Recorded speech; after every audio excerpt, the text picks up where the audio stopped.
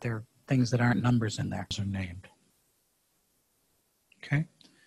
And the first line is the initial values, and then you see them run. Okay.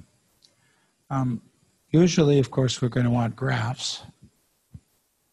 And there's a function or method, plot, that's a sort of a built-in that's supposed to plot things in a simple way. So if you've done result equals r.simulate and you type r.plot, open close parenthesis, it should throw up a little graph which shows you what you've just calculated. Does that work for people? I do not know if that will. I know that works in Spider. I'm not 100% sure whether that will work in everybody's ID. Did it work? Did anyone have it not work?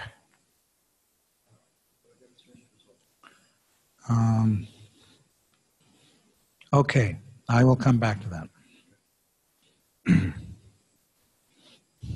Okay, so there are a couple of things.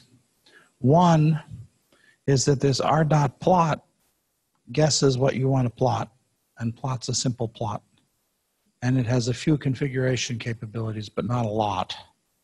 And so in general, you'll wind up using a plot program like matplotlib to plot stuff. And then you'll have to do a little more manipulation. The second thing, which is something that Stefan just noticed, is that if you type result equals r.simulate, and then you type again result equals r.simulate, the simulation won't start over from the beginning, it will continue. And so if you'd type r.simulate 10 times, it will take you from 0 to 40, 40 to 80, 80 to 120, and so on. So that if you want to start back with the initial values, you have to tell it to reset the time. And so what you're seeing is that you typed r.simulate a couple of times, and so it's not setting it back to the initial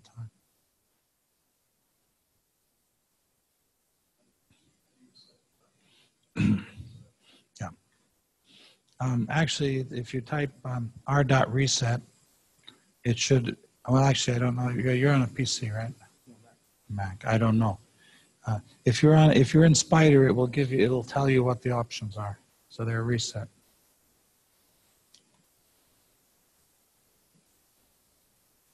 Okay. So did everybody get something that looks like this? Anybody not get it? Okay. Yeah.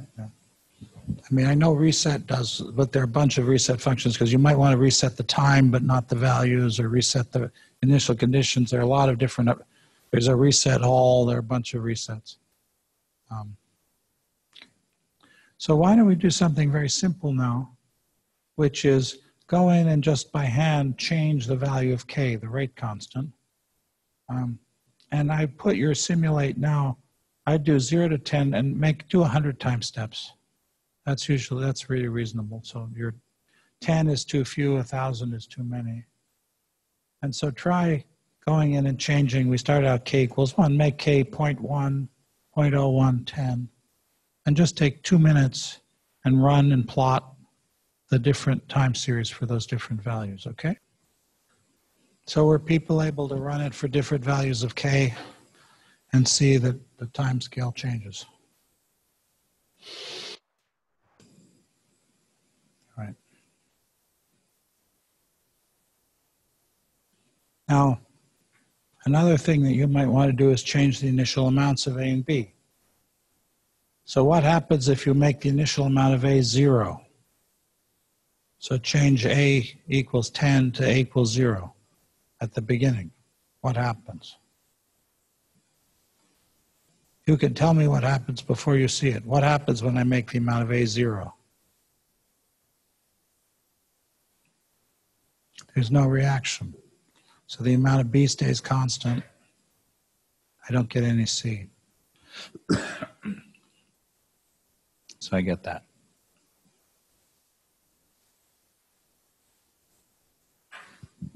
What if I made the initial amount of A 5? What's going to happen? Right.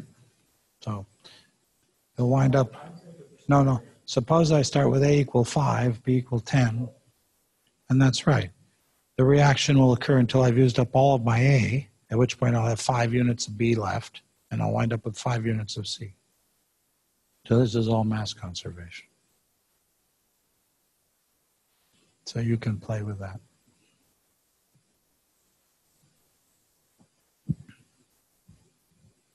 So that was a single reaction. It wasn't so exciting. Let's make a little bit more interesting reaction. Let's have A goes to B. And in this time, we had A plus B goes to C, but let's even simplify it. Let's write the reactions. A goes to B, B goes to C, C goes to D. And this is addressing Stefan's question about how can you get rid of intermediate steps. And so now we'll start with A goes to B, B goes to C, C goes to D, and we'll assume mass action. That is the rate of each one of these. The rate at which A goes to B is Ka times A. The rate at which B goes to C is Kb times B. The rate at which C goes to D is Kc times C. Why doesn't everybody try that? One thing that you do have to do is that any variable or parameter that you use must be given a value. So if you create a chemical concentration C, you have to have C equals something to set its initial concentration. If you say that the rate of the chemical reaction from C goes to D is Kc times C, the value Kc must be defined. Otherwise, it'll crash.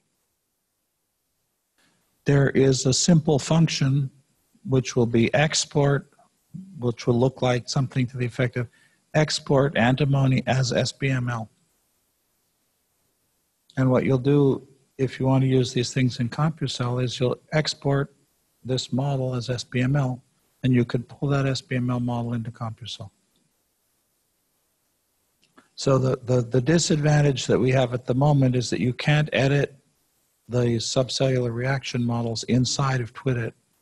So you have to have a separate editor. But it's one line to convert these models into SBML for CompuCell use. Going backwards takes 2 lines. In other words, if you have an SBML model, you can pull it into antimony and see it there. And Andy will show you those couple of lines to do that. Yeah. So this is what you should get. Does that look familiar? Did everybody get that? Anybody not get that?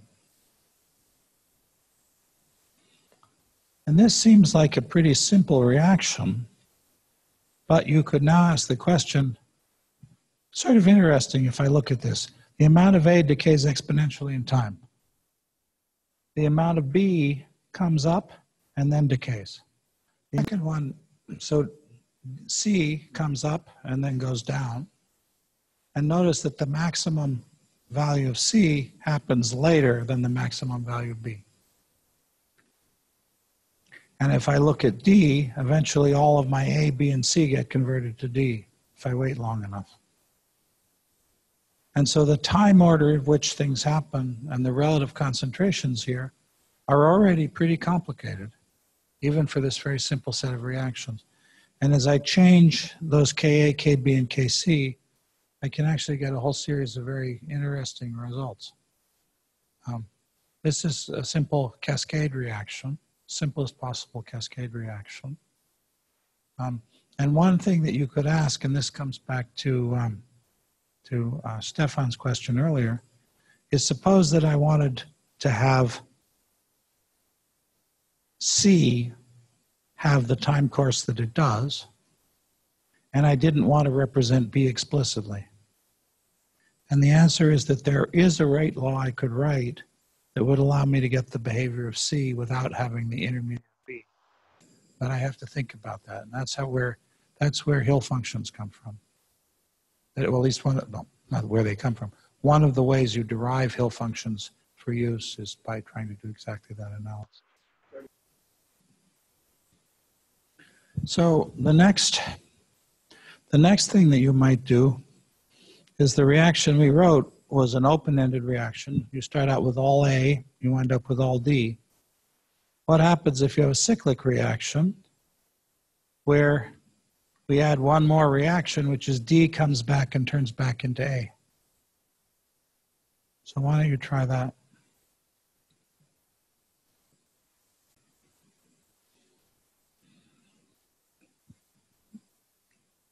So to do that, you have to add one line, D arrow A, semicolon, KD times D. You've already got initial value of D defined, so you have to define KD as a constant. So you have to add two lines.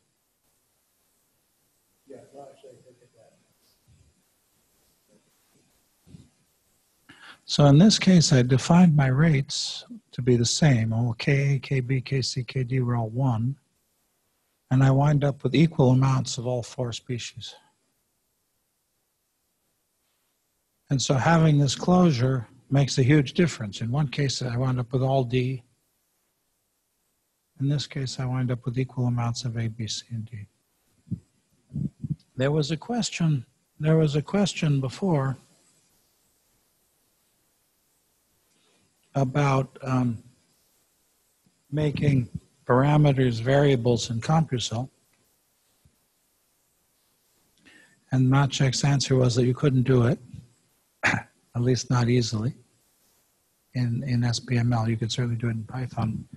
Tellurium is set up so that any simple algebra or functional relationships are built in. And so, for example, if I define A goes to be at rate constant K2, K3, and so on, I could define, for example, a parameter initialization. Ratio is 1. Say K1 equals 1, K2 equals K1 times ratio, K3 equals K2 times ratio, K4, and so on. And so then, as I change that ratio, it'll change all of those parameters together. And as you see, you asked about the separator. Separator is a semicolon. So I could put everything in one line with semicolons. So why don't we try that? You don't have to have 6 species. You could have 5, but try this. So this would basically be adding, and this is the open one. I'm getting rid of the D goes back to A. But now I'm going to set K1 equals 1, K2 equals K1 times ratio, K3 equals K2 times ratio, and so on. You could say, well, why do I have a geometric series of rate laws? And you'll see that, actually. It winds up that this particular reaction has some interesting properties. The one we did already was the ratio being just 1. They're all the same.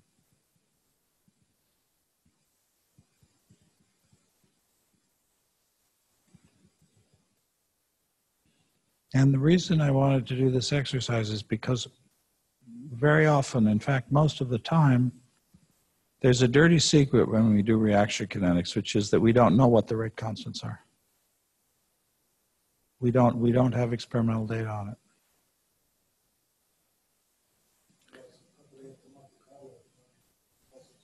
Well, that'll be a separate set of uncertainties. Yes.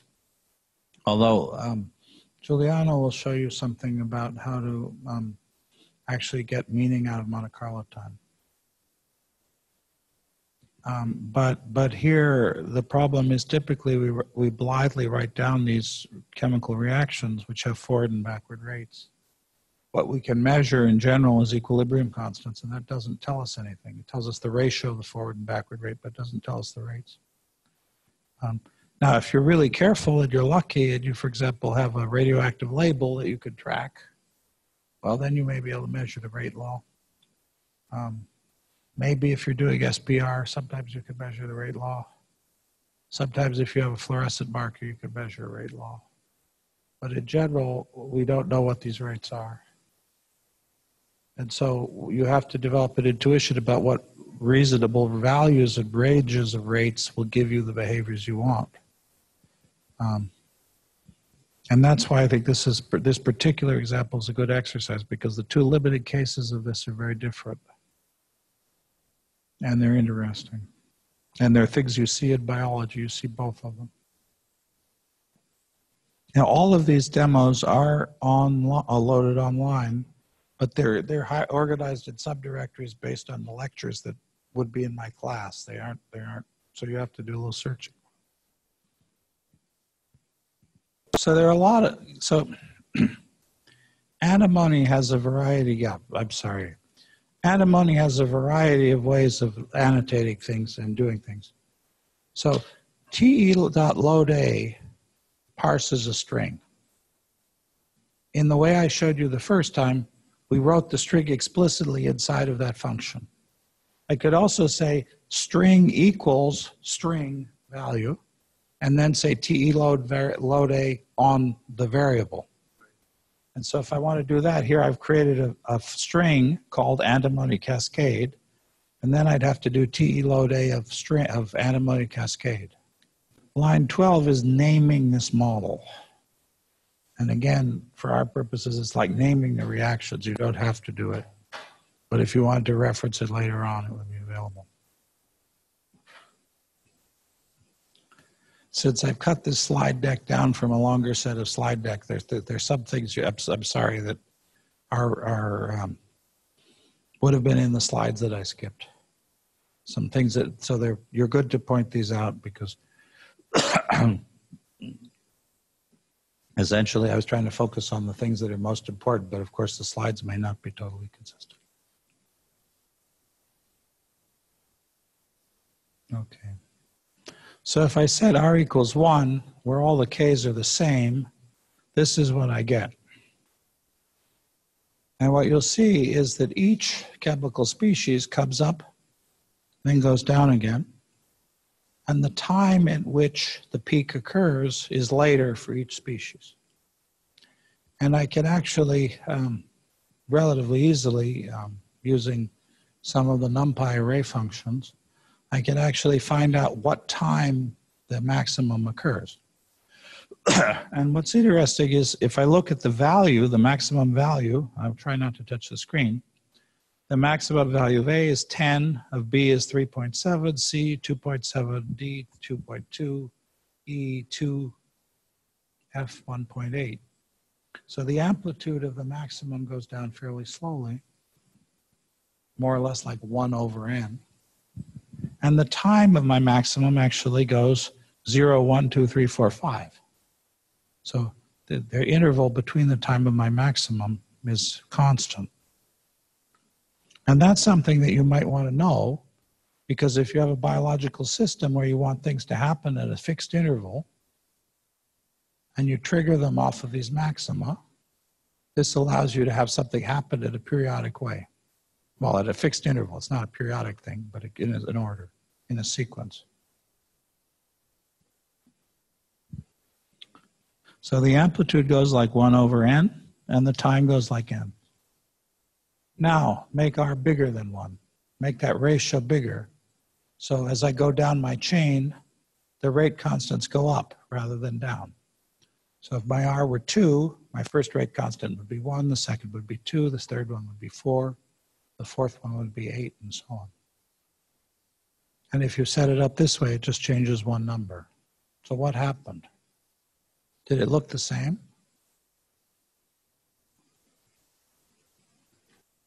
Crashed? R equals 2? So if R is bigger than 1, something interesting happens.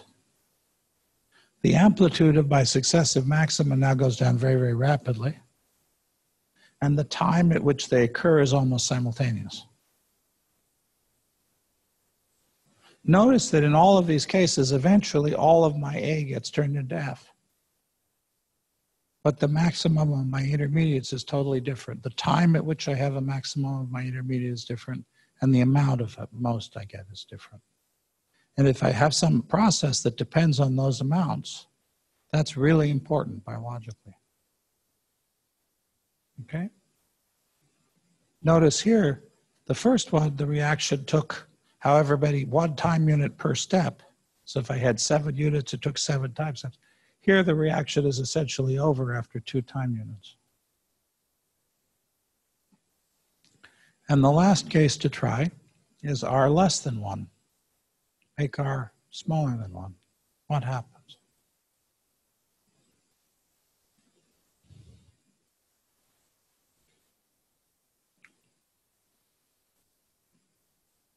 This one is also pretty interesting. Here I've made R a half. In this case, the amplitude of my maximum is almost the same. But the time interval increases essentially exponentially. And so now the same reaction can give me 3 totally different results. The amplitude of the maxima decreases like 1 over n, and the time interval between the maxima is constant. The amplitude decreases exponentially with n, and the time is essentially the same. Or in this case, the amplitudes are constant, but the time intervals go up exponentially.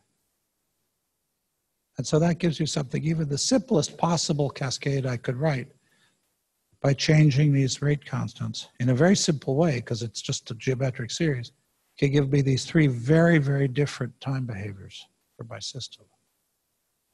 And so to me, this is, I'm not saying that this particular set of reactions is something that you'll see particularly in biology, but you'll see, especially in signaling networks, cascade reactions of this kind. MAP kinase phosphorylates BAP kinase kinase, which phosphorylates BAP kinase kinase kinase, which phosphorylates BAP kinase kinase kinase kinase, which phosphorylates MAP kinase kinase. Anyway, and you look at those and you ask, why would you have these stacked reactions? And actually, they could do a whole variety of things. But this is already giving you some insight into why stacked reactions could be something that's interesting biologically.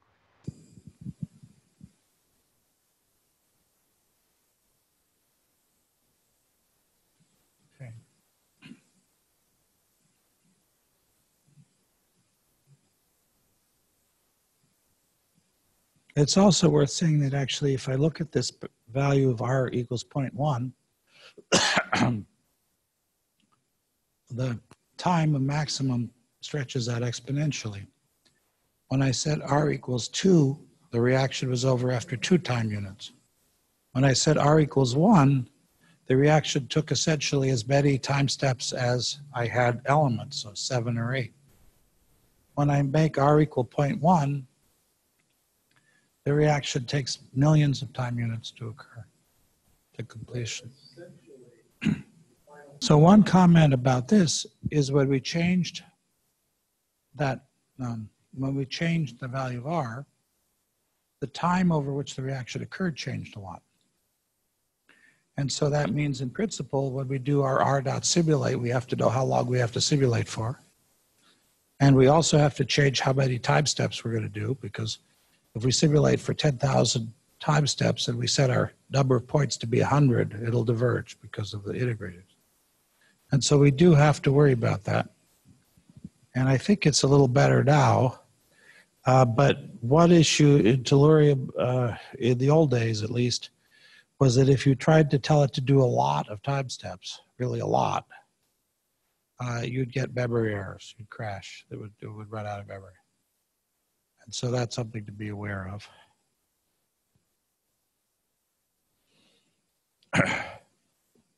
And this is a general problem. Physicists are used to something called separation of timescales, and physicists depend on that. In biology, you don't always get separation of timescales, and that could be a problem. And there's really no magic about it. If you have a fast process, and the fast process matters and you have to simulate it in detail, and you have another process that occurs a million times slower and you have to simulate it in detail too, you're just stuck.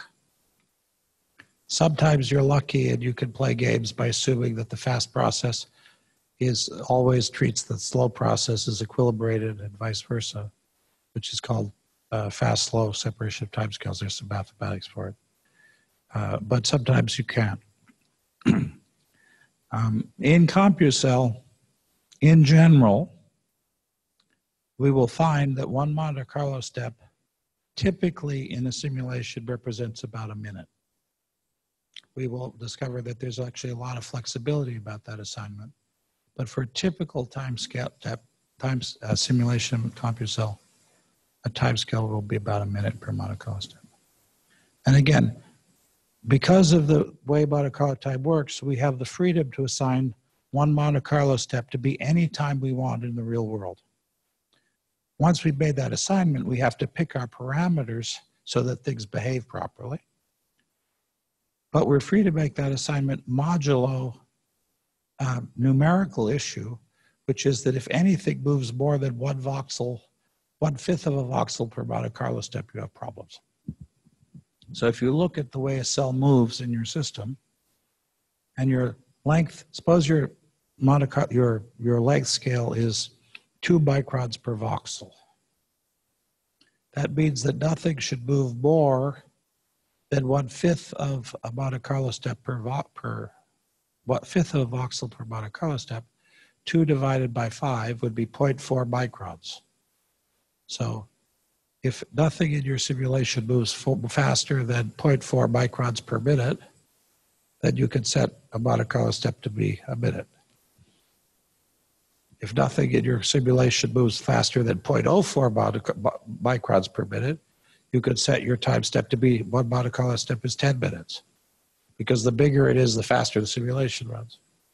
But if you have something like blood flow, where the blood moves 10 microns a second, or 100 microns a second, and you simulate the blood explicitly, then your Monte Carlo step will wind up being a millisecond.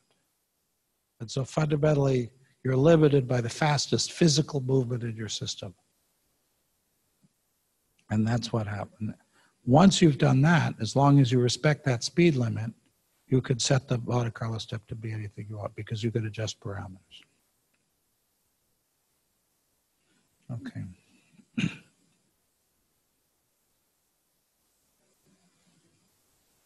Last thing I was going to talk about very briefly, I think Merve showed this slide. It's a slide from Andy. Is this idea that a model takes a model structure and a set of input parameters and gives something that are measurable outputs. And that seems very abstract, but it's worth asking for these kinds of molecular concentrations what kinds of questions we could ask. Because ultimately what these do is give us time series of molecular concentrations. And we've already seen, well, we've seen basically one behavior so far, which is that after some amount of time, the system comes to a steady state.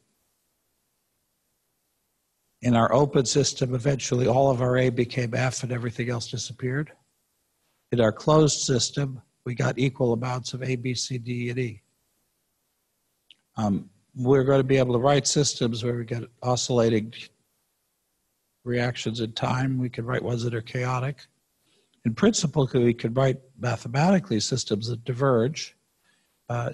In reality, anytime we see divergence in a simulation, it means one of two things. Either the model we've written is inadequate or the organism's going to die. Because no concentrations actually ever diverge in a real experiment. And so that's something that one could think about. And actually just being able to characterize the boundaries between these behaviors is interesting.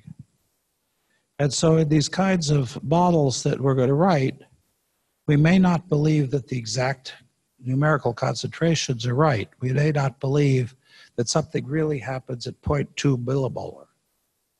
But if, as we increase the concentration of X, we see a transition from steady state behavior to oscillating behavior, the fact that that transition exists should be something that is mirrored in the simulation. And so essentially, if you're a physicist and you're used to phase diagrams, the topology of the phase diagram should be there, even if the numerical values aren't quite right.